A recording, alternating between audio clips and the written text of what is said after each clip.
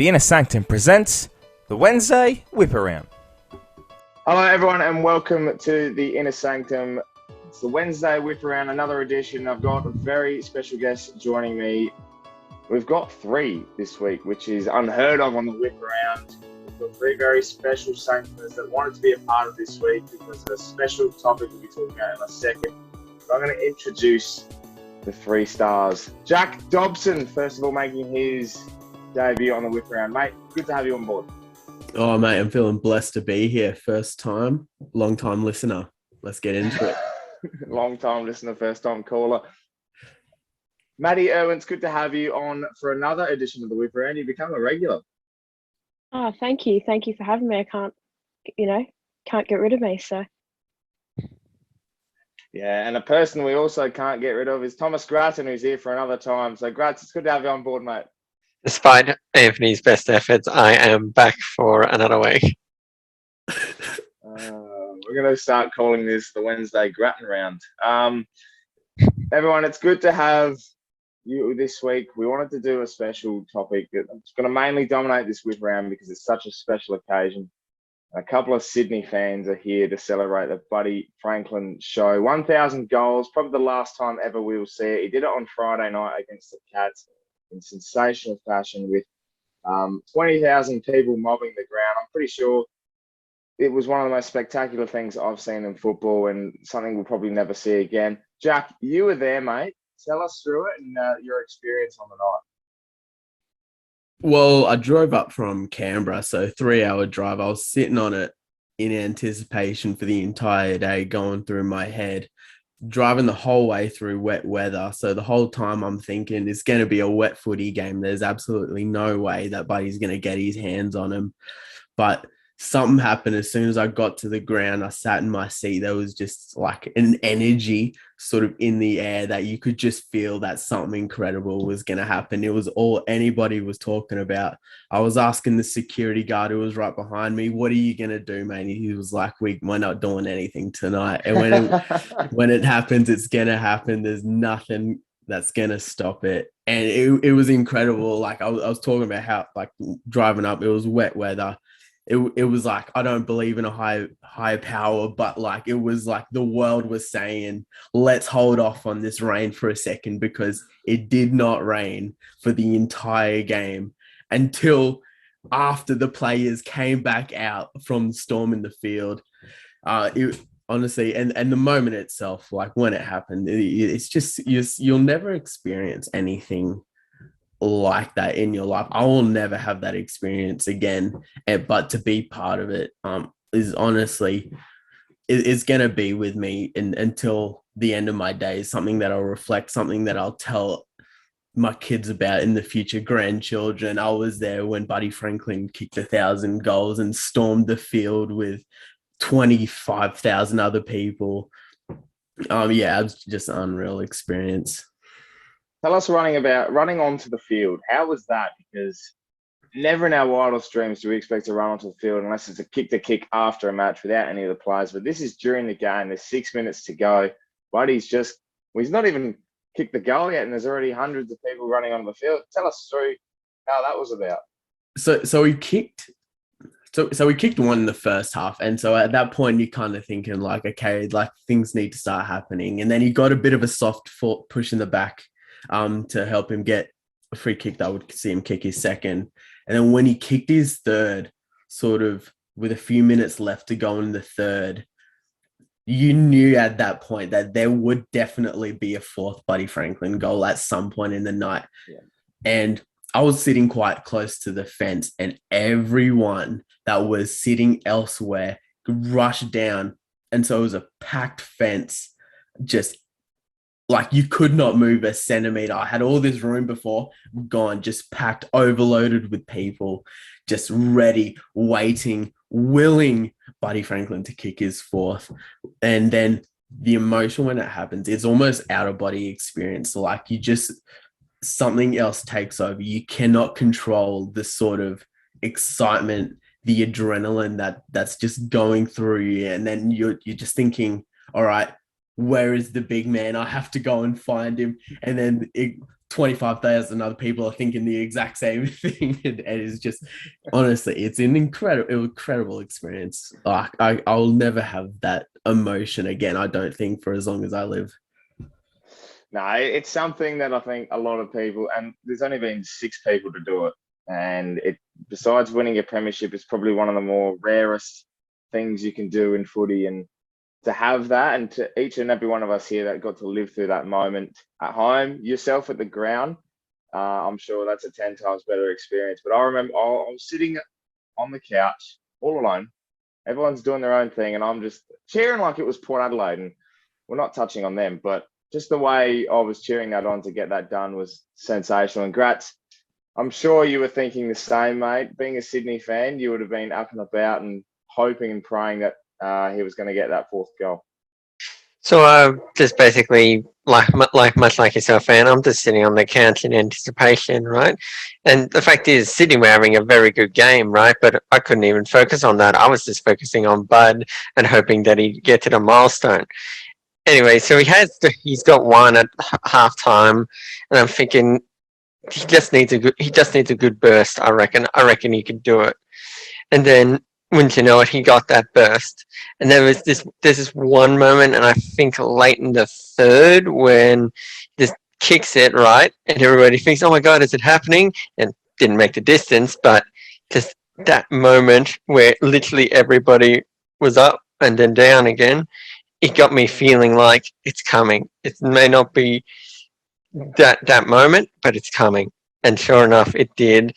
A lace out pass from Chad Warner, just goes back, kicks the goal, and to be honest, it felt a lot like New Year's Eve in a way. The way the time just stopped for like about half an hour, and everybody just got caught up in the jubilation and celebration. And Bud was loving it. He was just standing there, soaking in the quite incredible achievement, one that we will likely never see again. And it was hard not to get swept up in it for sure. Yeah, that's. It's just funny as well that as soon as he was lining up for goal, people were already on the ground. And to see it just evolve into one of the more spectacular scenes we've seen ever. I'm still just getting over the fact that so many people were on the ground 20 minutes after he's kicked his 4th and the 1,000th goal. Like, still sitting there. Dobbo, how long were you on the ground for in total? Me personally, I was probably probably not one of the first to come off, but I was before most came off because I wanted to go back, and I went and stood in the stands and just view it from like a sort of third party point of view, just like had to sort of soak it in. And it was just an incredible scene to sort of behold. I got to watch Nick Blakey, Will Haywood, and I think James Rowbottom sort of get escorted all across the field. They went and sort of hid in the dugout that was like with security guards around and watching him go back. So I got to see all of that happen. It's just like a pretty surreal moment. Like Grass said, like time just felt like it stopped for about half an hour. It was, seriously incredible. See, now you're making me jealous, like reliving your emotions. Matty, we saw how bizarre the whole situation was. Get your thoughts on Buddy kicking the goal, but also, as Dobbo said, a couple of players left on the other side of the field. I think it was Chad Warner and Ollie Florent were stuck outside the stadium. Bizarre scenes. How was your experience of it all, and the thoughts on all of that? Yeah, so I ended up working that night, but I ended up getting home literally just before it happened, about a couple of minutes before it happened, weirdly enough. So I walked in, everyone was keeping tabs on what was going on, and just literally watched it unfold as I walked in, and it was crazy. It just, as you said, I was so jealous not to have been there. That would have just been amazing just to feel it firsthand for sure. Yeah, I wish, hearing everyone's experiences, seeing the TikTok, seeing everyone talk about it, I wish I was there. Just quickly, we'll go around the room. We should move on because we could talk about this all whip around. But around the room, start with you, Matty. will we ever see 1,000 goals kicked again? I think it'll take a while, but I'm quietly confident we will.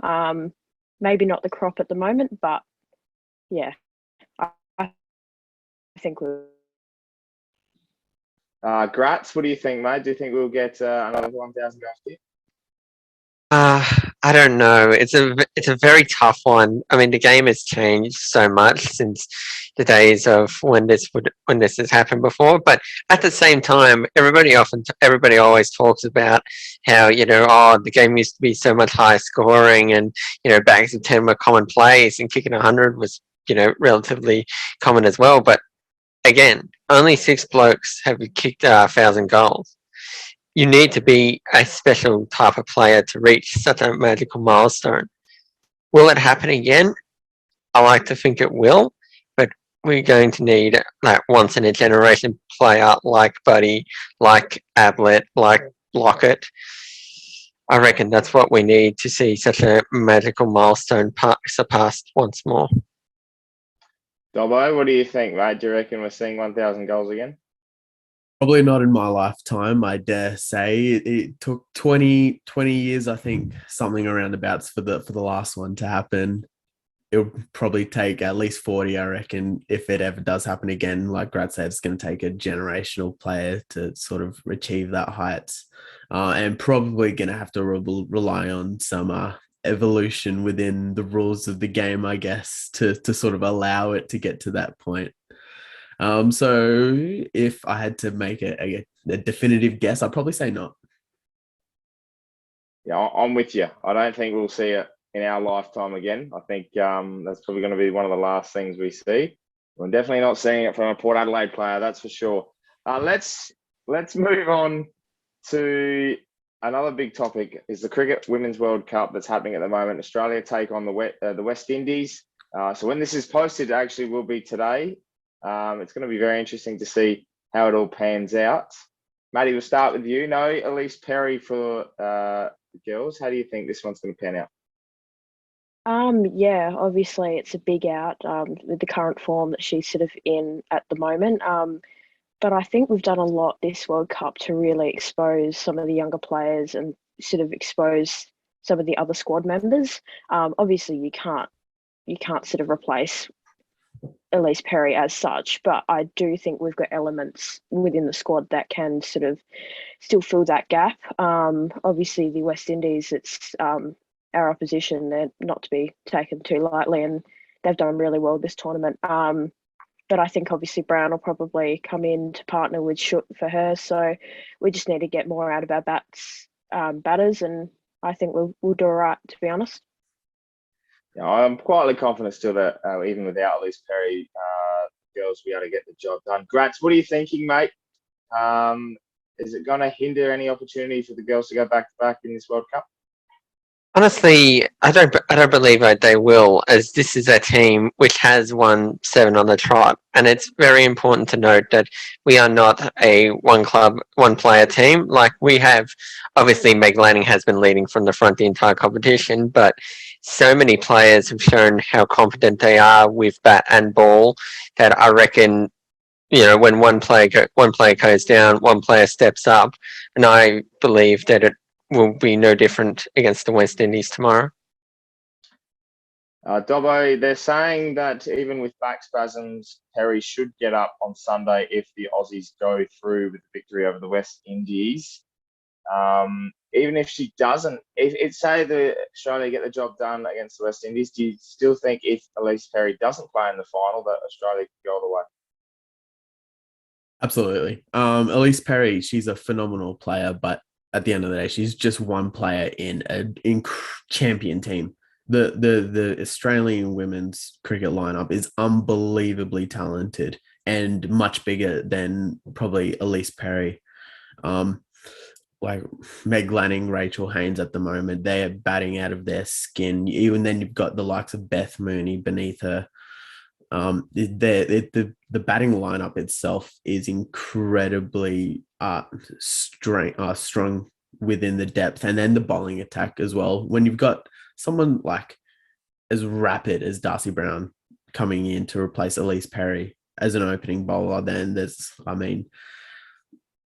Australian bowling lineup the future of that attack is going to be unreal. And Darcy Brown is already one of the best fast bowlers, and we're pretty lucky to have her.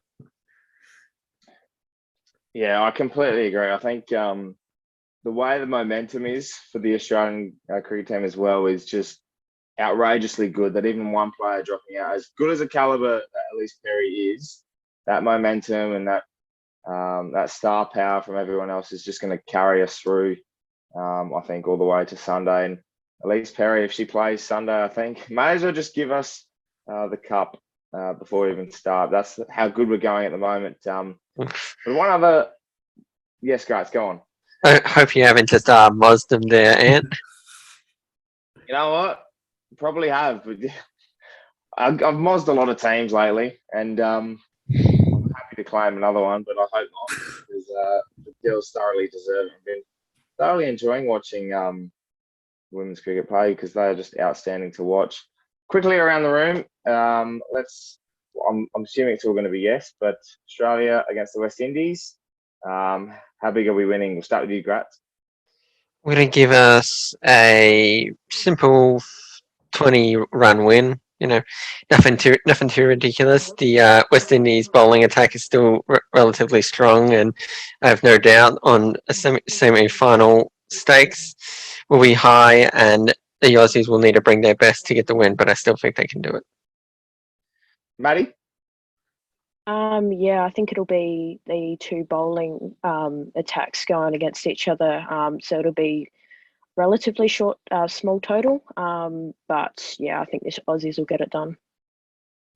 And you, Dobbo? Australia steamrolling this competition. Too easy for us. Yeah, I love that. I love the confidence. See, I'm not mozzing him. I'm just confident, all right? All right, one final topic before we wrap up the whip around. It's been a sensational night so far. But the biggest surprise that I've probably ever witnessed in my lifetime for a retirement was Ash Barty. I could not believe when I heard this over Twitter that she's retiring from international tennis. In saying that, full respect to her. She's done an amazing job to go out on top as the world number one. She won the Australian Open, and I think for any Australian in general as a tennis player, that's the one thing you want to win. You want to win your home Grand Slam, and she's done so much more than just that. But that was the peak for her, finishing out on top as number one. Maddie, your thoughts on Ash? I think this has come as such a shock. Could we see her anywhere else? Yeah, I think we could, and I think, to be honest, she could do whatever she wants to do. Probably take a bit of time off. Obviously, she said she was pretty burnt out, sort of lost a bit of desire. So yeah, she's done it all so far. So I think the world's her oyster, honestly. But yeah, massive surprise. Sort of came out of left field, but at least she's finished on top. Yeah, that's and the one thing I think you get from it is your life shouldn't be like you're linked to one thing, and I'm pretty sure no one's going to link me to the whip around for the rest of my life, and if they do, even better. But it's she's got so much more that she can do outside. She's such a talented person. I think Gratz, she can do whatever she wants now, and she could dip herself into the AFLW. She could go back and play cricket. She could just have a life to her own and create another world that she can dominate. And what I think is the key point in that is that she's only 25 years old. She's still got plenty of time to go and do one of those things, like, say, go join the AFLW or return to cricket, or who knows, maybe she'll just want to, like she said, she wants to focus on just being Ash for a while, and nobody can begrudge her that at all. I certainly can. I have the utmost respect at Ash deciding to walk away now while she's at the top of her game and leave us with all the great memories as she has provided over the last 2 years or so since she's returned to tennis, probably longer than that, but with the Grand Slams at Wimbledon and the Aus Open. Dobbo, I'll get your thoughts on this, your reaction as well, and when you heard about the retirement. I couldn't believe it myself, but for someone to do this from retire at such a young age, from one thing, could it open up a door for a lot of other people to do said retirement at 25 and go off and do other adventures? Well, I mean, if they win a Wimbledon, Australian Open, become world number one by the age of 25, then sure. I mean, she completed the game. She's traveled the world doing what she loves. She got to the top, and I mean, is in a tennis sense, it's almost like where to from here. It's and you think about like the sort of hardship that tennis athletes go through. I mean, that like the biggest thing for Ash, I think what I got out of it, she was away from her family for a long time. And like we're in really trying times at the moment where being around family is such an important thing to a lot of people. I mean, and to just persevere almost like for Australia, she was almost selfless in the way that she conducted herself on the tennis court. I mean, to say that she could come back and go into another sport, like it's definitely on the cards, but I truly think that Ash Barty is a far more ambitious person than to come back into sport. I think she's got bigger plans outside. I think she wants to make a difference in this world, particularly for maybe some young Indigenous athletes, try and create a program, maybe like a foundation or something along the line, something bigger than just sport itself. So that's probably where my head's at the moment. But yeah, I'm honestly like when it happened, I was so shocked, but it made a lot of sense at the same time. Yeah, I'm completely on board with what you said. I think everyone has to realize that as well. We've gone through such trying times for the past 24 months now, and she's been on the road. She's had to deal with a lot of struggles, and it's been chaos the last 2 years with tennis and trying to play. And she's done absolutely a fantastic job and dominated through that time. We've got to remember as well, she's gone through this at the age of 23, 24, and 25. Like that is such a trying time to be on your own.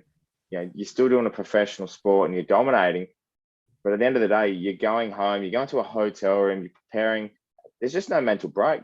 And I think that to go out on top, to have this break, and then to go and do whatever you want, for me, that's a massive tick, and full congratulations to her, because we can all agree she's had such an amazing career in a short space of time, and she's quarter life the way through. Like she's going to dominate whatever she does next. So, like full respect to Ash Barty. I think I think we'll see this as well from a lot more sportsmen that want to do different things. Sports people, they're going to be doing other things, other ambitions, and they'll go out on top, which is, I think, is such a better way to do than trying to get the best out of yourself, even though you're not doing your best. So, full credit to Ash Barty, and I think that's the way we ended the whip around, is the fact that we give a salute to Ash Barty. So, congrats, mate. Thank you so much for jumping on for the whip around again. Any last thoughts before we take it off?